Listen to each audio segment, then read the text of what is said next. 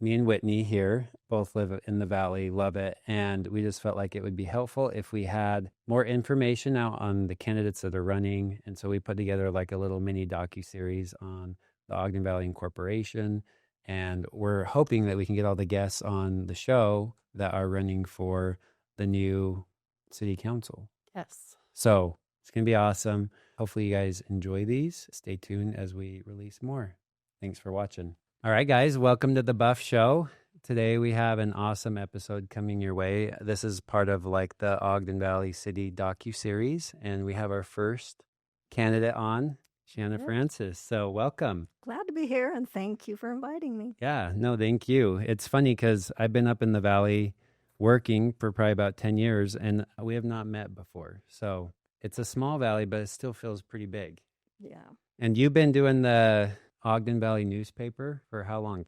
About 27 years. That's crazy. So that time, the valley started picking up with people, population, really start to change. Yeah. Having grown up there and seeing forever and ever, it was just the valley, the way it was. Yeah. And then when we had the Olympics and just so many things going on, I thought, wow, we needed a tool to bring people together. Right. First of all. And then so much was happening with county meetings, planning meetings, zoning meetings. I thought, we need a tool. People don't know that what's happening. Right. So I came up with the idea we need to have a newspaper, a vehicle to get the word out, because that was before social media, Facebook. And so thus the Ogden Valley News was launched as a mechanism. And that's why when you look at the Ogden Valley News, we always have a historical.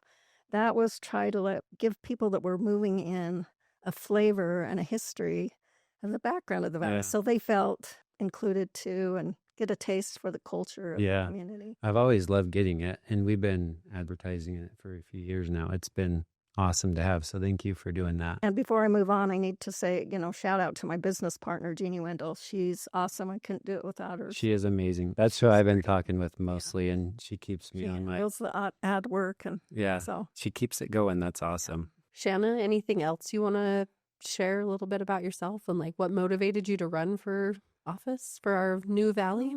So I think some of the people who have come there more recently get tired of people saying, I grew up in the valley, I've been there for 5 generations, and they're rolling their eyes.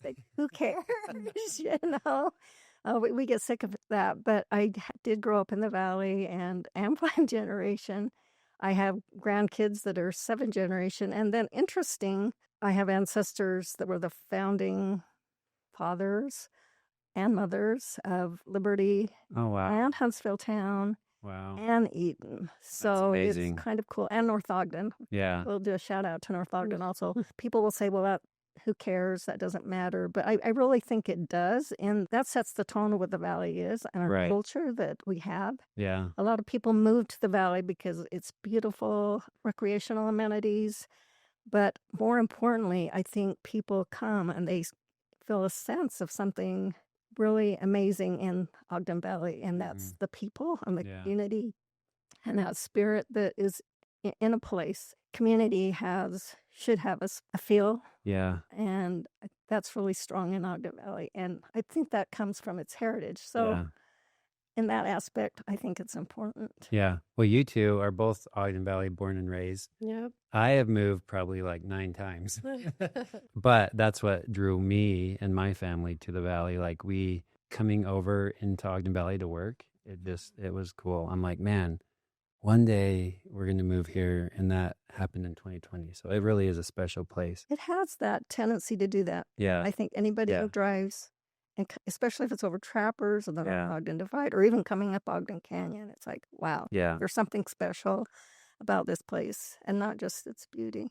But I get what you're saying about like the history and like your roots and like the ties with like the valley and the land, like, because I have 4 little kids and you look at them and you're like, I want them to have the same opportunities and living experiences and things that we're having now, right? You want to be able to kind of protect and provide and like give out those similar experiences and not let awesome things be diminished, you know? Right. Really quick before we move on to my husband with his work, he's an engineer and he worked on a lot of nuclear power plants across the nation. The end of his career was up in Alaska on the North Slope. So I lived out of state in a variety of states throughout the years, but I want to go home to Ogden Valley. Yeah. I want to come back to Ogden Valley. And my husband would just look at me and say, I'm sorry, because of my job and my career, I will never be able to live in Ogden Valley. Yeah. You know, whether you believe in karma or God or energy, the universe, you know, I just kept putting it out there. I got to go home. I got to go back to Ogden Valley. So Yeah.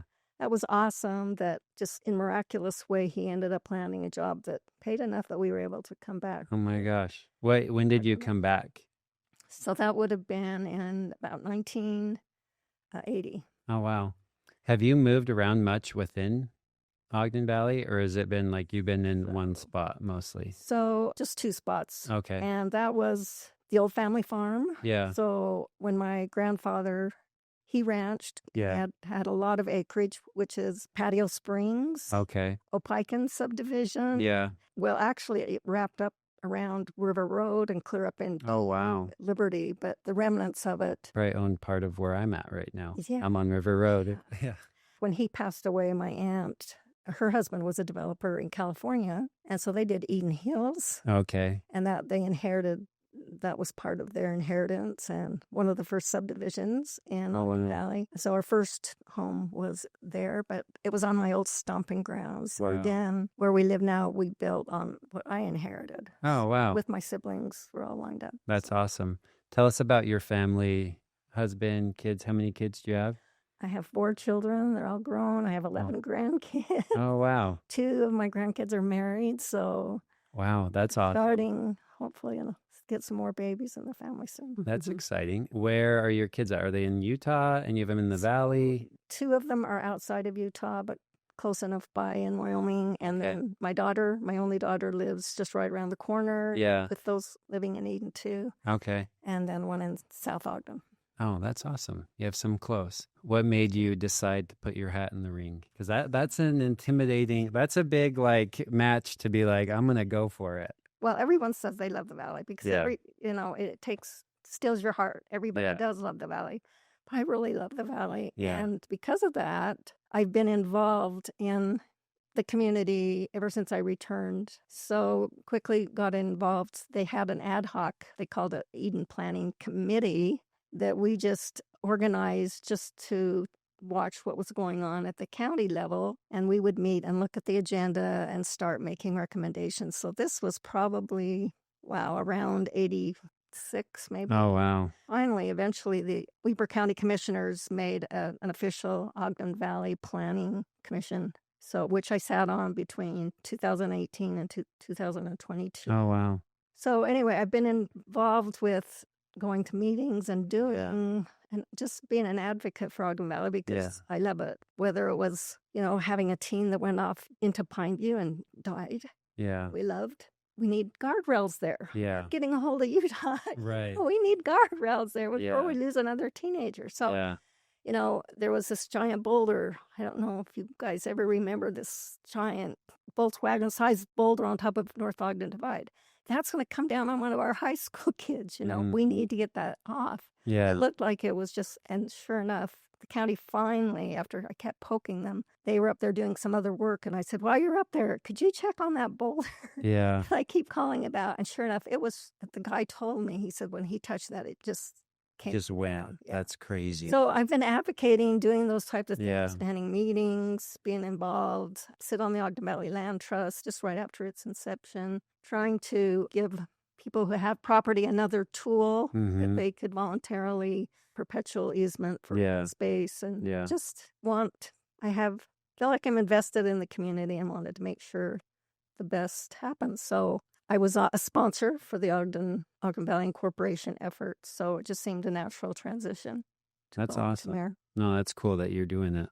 What is exciting you about where our valley is going? Because You obviously know where we've been, Mm-hmm. and we've seen that transition coming through all of the studies and everything that's been going through. So, as you look forward to our new city, what's most exciting about it? What's most exciting is finally we have a voice.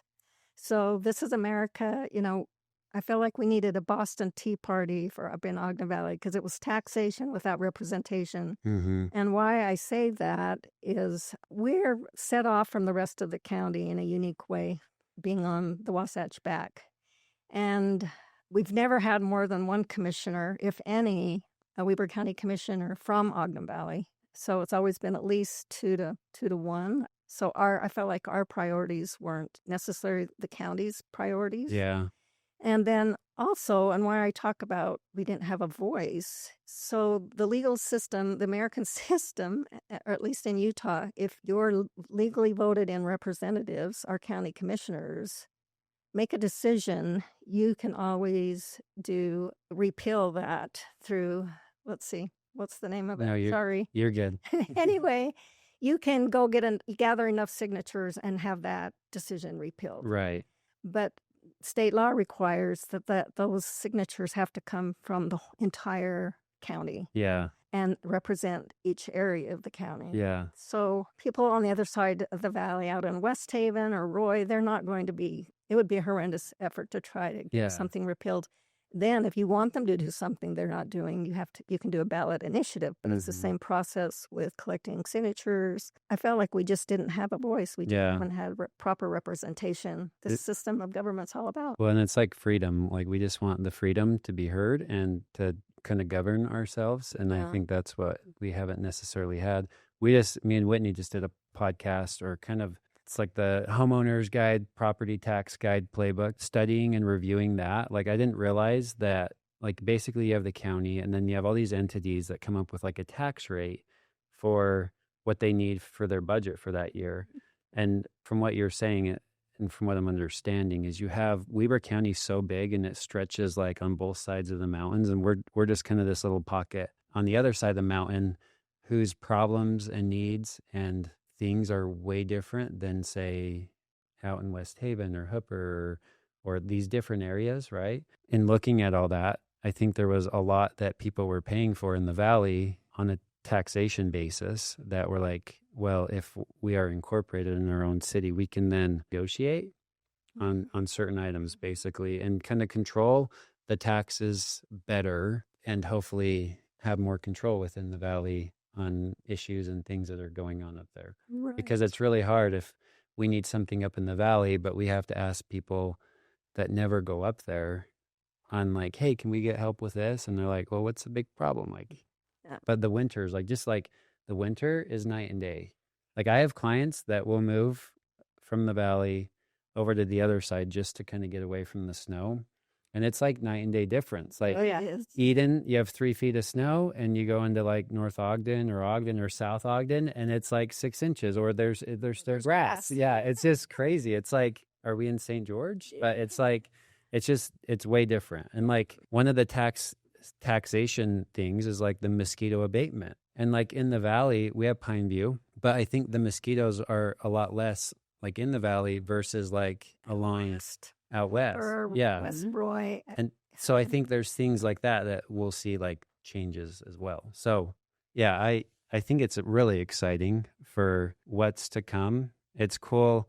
And I think one thing, as you were talking before, like there's so much noise around the incorporation and everything like that, but you've been involved in volunteering and serving for decades now. It's just changing how we're like our voice, but like there's always been people going to bat for us, right? It's just more like now we're going to be our kind of our own area. And I think that makes it more exciting and new and everything like that. But we're still doing the same things that we were doing before. Just last time it was like you were doing all those things and a lot of people probably didn't even realize there's just a lot of spotlight on, oh, we're incorporating, Yeah. you know? One important difference too is when you are your own entity and you have a mayor or, in the county's case, the county commissioners, when you're trying to negotiate deals or contracts or working for grants, with the state, or if there's a problem. For instance, Ogden Canyon. Mm-hmm. I mean, to me, it clearly needs to be widened on a couple of corners. Yeah. Maybe with some cantilevers overhanging the river. Mm-hmm. And the system, just the way it's set up and the way it's evolved, you have to have an elected official to be your spokesperson for that. Yeah. You're not going to get anywhere. And eventually, maybe a representative will cave if there's a lot of media attention on it. Yeah. But you have to have a spokesperson. So if you have county commissioners, they're not on board with something. Right. You really don't have a voice. Yeah. And so now, with an elected official, just even Huntsville Town with their elected official, what they can get done, being part of, the Wasatch Area Council of Governments or whatever, you have a voice. You have a seat at the table down at the legislature and for all these other government entities. So finally, I mean, it's not just nice that we're going to have our own town and we'll have a voice that way, but just even having a seat at the table now will make a huge difference. Yeah. No, that is very true. What's one area that you're like, ooh, this needs attention right away? Ogden Canyon. Yeah. Because of the growth and what's happening, how it's evolving, it has to be, safety first, right? Mm-hmm. Yeah. And so anytime we make decisions as a city, or even our past county commissioners, or whenever there's a decision made, you should always weigh and think at what cost. Yeah. So, okay, they're allowing all this development the way it's progressing, but at what cost? So the cost of safety right now in Ogden Canyon. Yeah. And I don't know if you know that past they're going to put a limit on the length of trucks to 50 feet that can come up and down Ogden Canyon. Well, that's good. That'll be implemented. But there's also issues with the width. So... Well, I've been concerned because I go over the divide a lot, and Ogden Canyon's been closed for a couple weeks because they were doing that screen. And the trucks that I saw going down the divide, I was scary. shocked. Wise one. Cars are pulled off the shoulder. Fortunately, there was a shoulder where this person, when he pulled over, took the picture, like he couldn't believe this was coming up over the divide. So I've already contacted the county commissioner saying, okay, UDOT's going to be implementing this within the next month. Yeah. They're having their signs printed about the trucks. Right.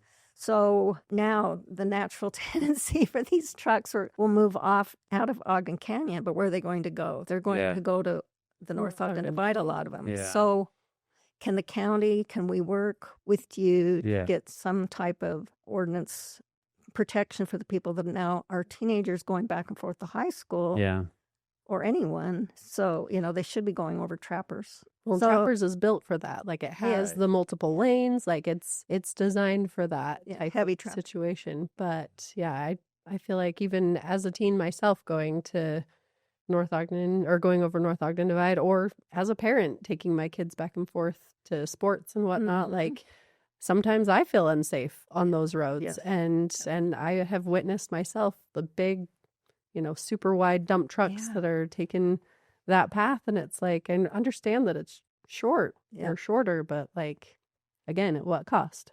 I don't know if you saw that we just had one lose its brakes on the Liberty side and rolled and, lost its load, missing 2 drivers. He said, talking to the man who was almost hit, probably like a couple of feet. Oh my gosh. He thought he was a goner. Yeah.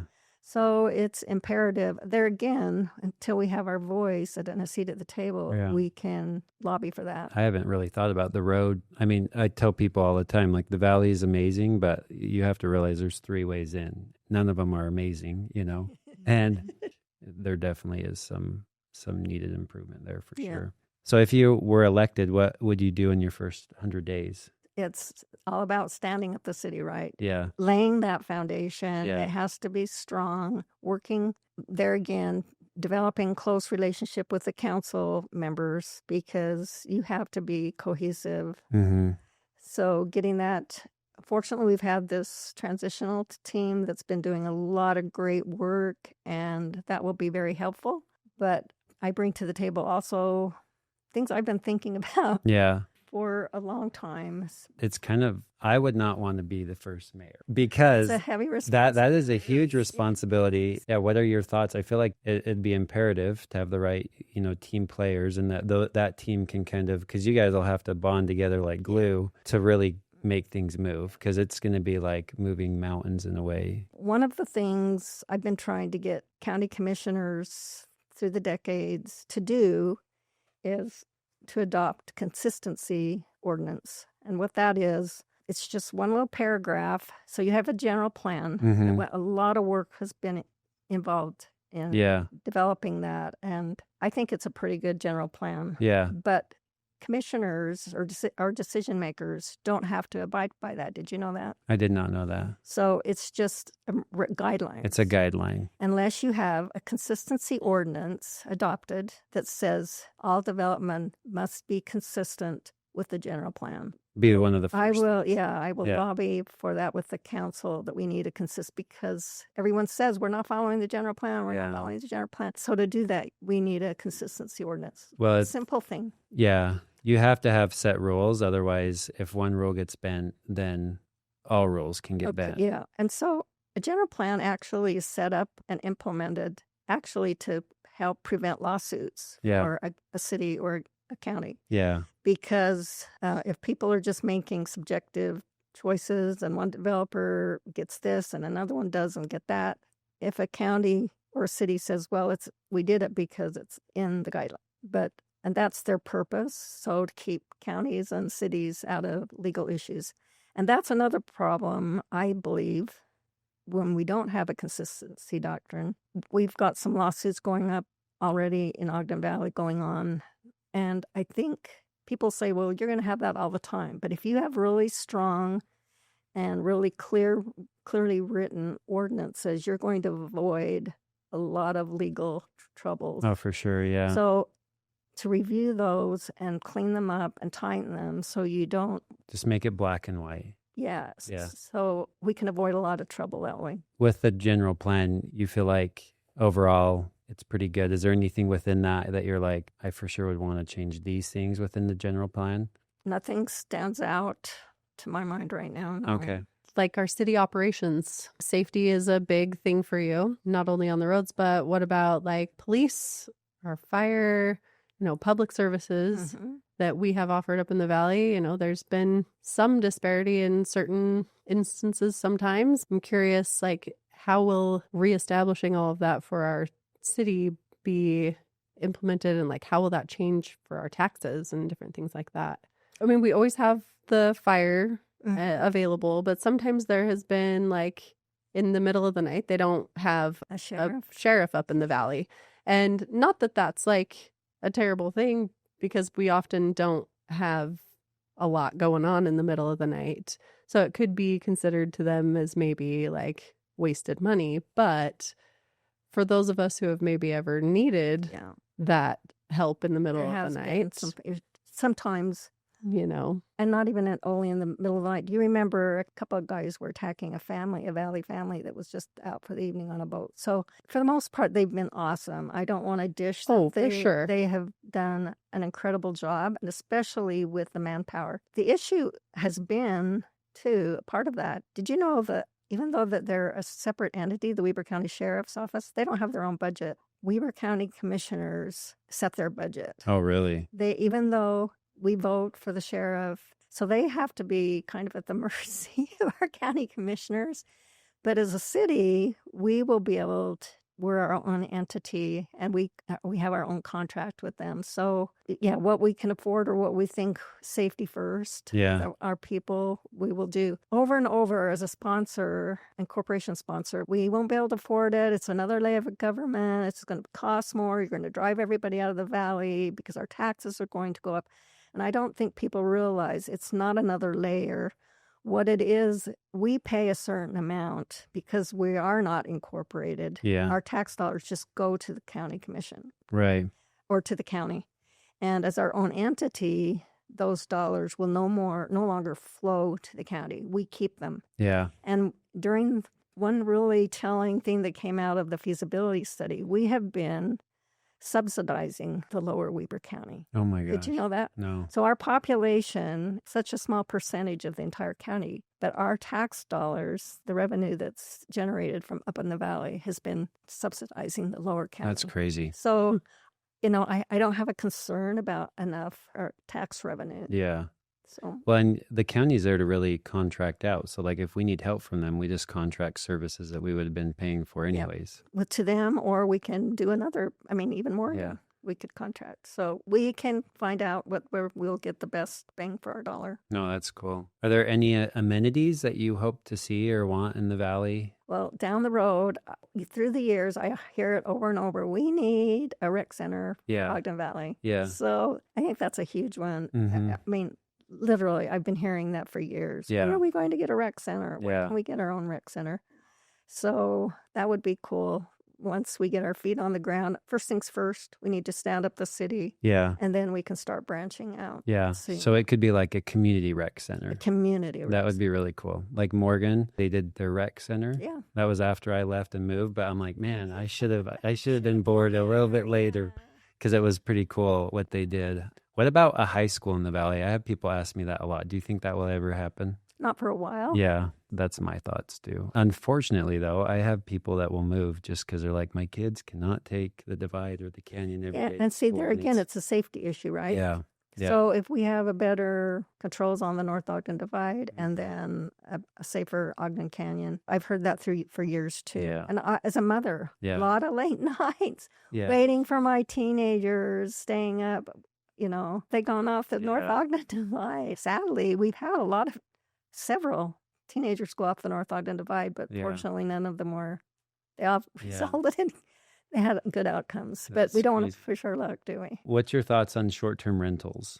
Short-term rentals can be an awesome way to subsidize income. Mm-hmm. There again, like everything, at what cost? Yeah. And so I think management is the top concern. So Yeah. when it was especially first began to be a hot topic for Ogden Valley, I started reaching out to other communities and what they were doing. And at the bottom of Little and Big Cottonwood Canyons, I asked what they were doing. And they said what they do is they have a percentage. They will issue a percentage of licenses within each one of their districts for them. Yeah. And so when they're gone, you have to get a Gone. waiting list. Yeah.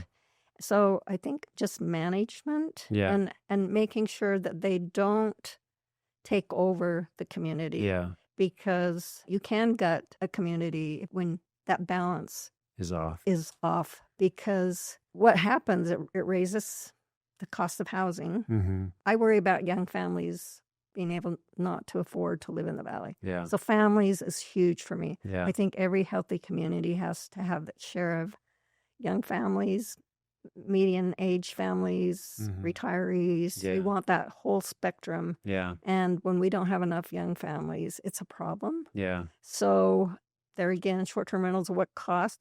I definitely believe in where we have a lot of recreational amenities in Ogden Valley. There is a need for Yeah. short-term rentals. Yeah. And we want to capture that revenue. So Yeah. it's part of our budget. So What- they definitely have a place, Yeah. but it needs to be managed in a way that it's not going to drive up our property values Yeah. exorbitantly. And It's like a double-edged sword because I see it like the problem is if you allow it, then investors are like, ooh, I can buy this second home. Yeah. I'll pay cash. And then and then I'm going to rent it out. Yep. But I also like the idea of nightly rentals or short-term rentals Mm-hmm. for like a family that's like, oh, I can't afford the valley, but I could house hack and rent out an apartment or something Mm-hmm. like that. But probably the way to make it most fair is like the permit idea that you Mm-hmm. had. Because currently, from my understanding, the valley hasn't been really managed, and there are a lot of rentals that are nightly or short-term in areas. Most of the valley is 30 days or longer. There's a Correct. map at Weber County, unless you're in like one of the areas that are zoned for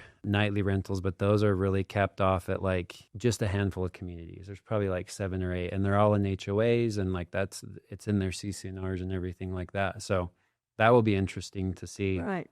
where it goes. And it's probably somewhere in the middle. Like, Having them only in certain places that's handpicking winners and losers. yeah, So yeah. I like even maybe across the board, but yeah. percentages. What's your thoughts on development in the valley? I know that is a big topic. hot. Yeah, that's a hot topic. So, I mean, be as in depth or as light as you would like on that. But I think it's important that we touch on that. I believe in families. Yeah. I think families are important. So children and families grow up and they need places to live. I often get blackballed as being against development, but I'm not against development. And I've had tons of schooling. And there again, even my love for the Valley drove my educational choice, my path, my educational pathway. So I did a master's in public administration and then political science in my undergraduate with land use planning emphasis, and then also with my master's land use planning. To me, it's all about planning is an oxymoron in Ogden Valley. Yeah. There really hasn't been planning. Right. So it can be done well. Yeah. And I've even seen on Facebook people saying, well, it was going to happen anyway. Why does everybody get mad at a certain developer? I mean, it's going to happen. If it wasn't that person, it would be this person. They are so way off target. Yeah. When government is subsidizing growth and development, which our commissioners have been subsidizing it, when we're already, Utah being the fastest growing state and Ogden Valley taking off, we don't need to subsidize development in Ogden Valley, first of all. And there again, you're picking winners and losers because you have smaller developers or builders in the valley that have been there for eons, generational. Yeah. They don't get the perks and they don't have the pockets to really create an uneven playing field. Yeah. It should be an even playing field. And then you shouldn't be subsidizing development. And for instance, I don't know if it's kind of a hot topic now, public infrastructure districts. Yeah. With the counties. Mountain Greens did that. Yeah. Yeah. And so that's another whole, we could be here. That should be another podcast. I know. We should do that, especially when we do incorporate and stuff and some of this starts coming to light. Because it is, I mean, you're basically wrapping the infrastructure into more taxes, kind of like an HOA. Right. Yeah. Also, they get your school districts, your fire districts, your mosquito abatement, and all those other districts that we pay taxes to are contributing to those. Yeah. And so that's money being taken away from the school district. So then they keep hiking our taxes. So why don't you just let them keep the money that they're, for instance, Weber County School District, I think over the last 4 or 5 years have paid like over $4 million or close to $4 million to these districts. Wow. Period. Why? Yeah. Why does one developer get to come in and tax dollars or they're not paying for the infrastructure, somebody else is. Yeah. Why? No, that makes sense. It's plan development within kind of the general plan that we have and having it be controlled, thought out so that we're preserving, because my dad was a developer and at some point we're all like implants into a certain area at one point. Yeah, we are. And it's just a balance. I think it's a balance of doing it right. We're not ruining an area. There's areas where skyscrapers belong, and in the valley, like that would probably be misplaced, right? It wouldn't look good there. It doesn't follow the general plan. Let's be consistent with the general plan. Yeah, that's been thought out for years. Yeah.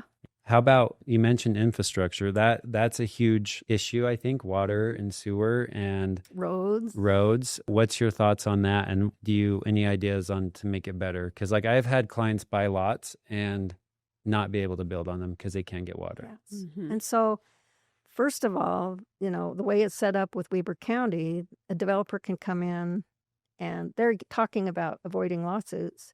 They can come in and get a plan approved and not even show that they have the water or the sewer. Yeah. Which has happened. Yeah. Which has resulted in lawsuits. Which is crazy because our taxpayers are paying for the county's attorneys. Right. And the citizens have to. And it's just like this ongoing battle all the time. And it shouldn't be that way. It should be a win-win for everybody. Yeah. So the industry has best practices.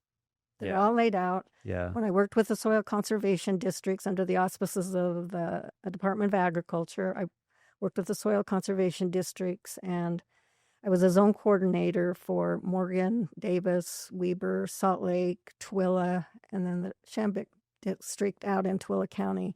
And that's all I did was go around, work with these soil conservation districts, which are basically our farmers and that work the land, working with all the different agencies, the Farm Bureau, the Department of Ag, Forest Service, all of the different federal agencies on making sure we had good planning. And they had, for instance, the soil conservation districts, the boards had to sign off if you got a stream alteration permit.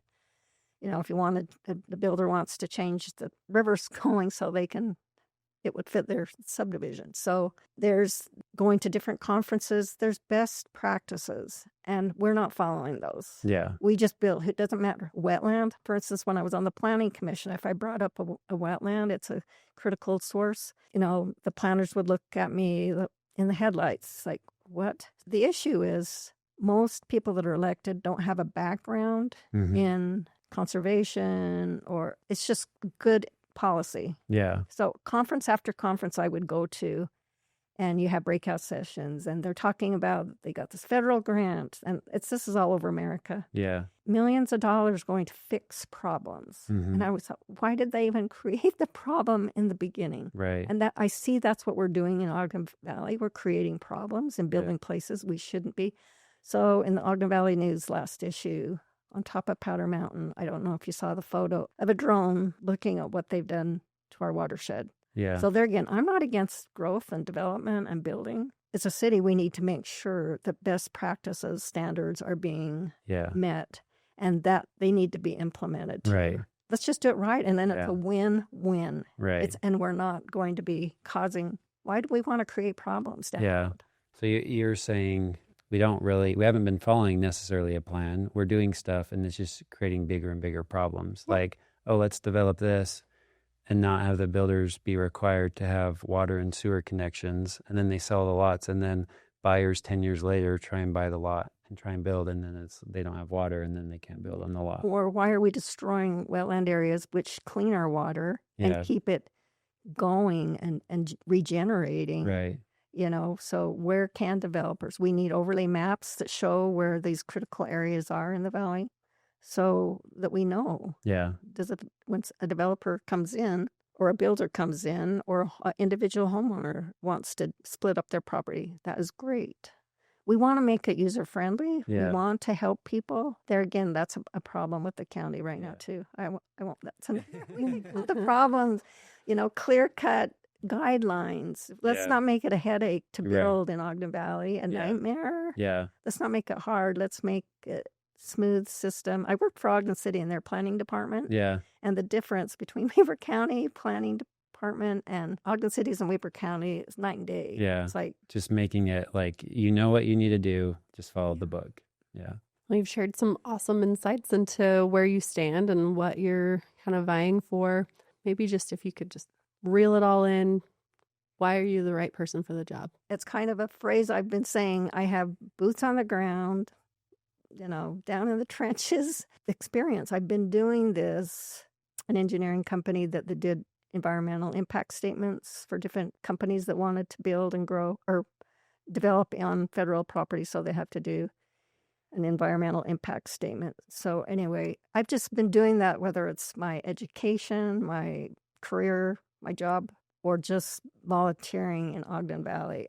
It's what I do. It's what I've been doing for literally decades. Yes, I'm gay. I'm in age, but I want someone in there that can guide and provide policy papers even to our. I don't get to always make decisions. I only get to vote if it's a tie on the council. I want to be.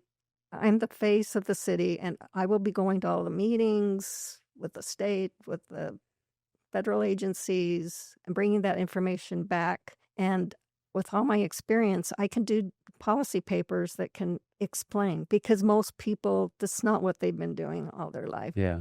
I feel like it's a valuable insights, plus the networks, the connections. Just to get the systems in place, like create the plan. And provide insights when they have to make decisions. Right. Why? What cost? Have you thought about this? Yeah. Have you thought about this cost, that cost? Well, wrapping up, this is just kind of a fun question that I thought would be fun. Not that we're going to have a billboard in the valley, but let's say that you had the only billboard in the valley. What would you put on it? Wow. Actually, I know what you'd put on it right now, but let's say it's not right now. I want to be the advocate for the people. Yeah. I'm an advocate for them. Yeah. I'm on their side. I'm on the side of families. I'm on the side of everybody in the valley because we want it to be a win-win. We Right. don't want to ostracize anyone. We want to be a community. Yeah. Community means inclusion for everyone. I like that. That's really good. Is there anything that we didn't ask you that you'd like to share or mention with our listeners? I just hope they will do their homework. Yeah. Please visit my website, Shanna Francis, 4 mayor.net. Okay. To learn more. Call me. Please feel free anytime to call me if you have questions. 801-745-2688. Talk to me if you have questions, concerns. Don't get all your information on Facebook. Yeah. No, For sure. Look There's for documents. there's so many there are so many like opinions and rumors and things out there, and really that's why we wanted to do these podcasts. When we've been doing podcasts and we had the platform, I'm like, this would be cool.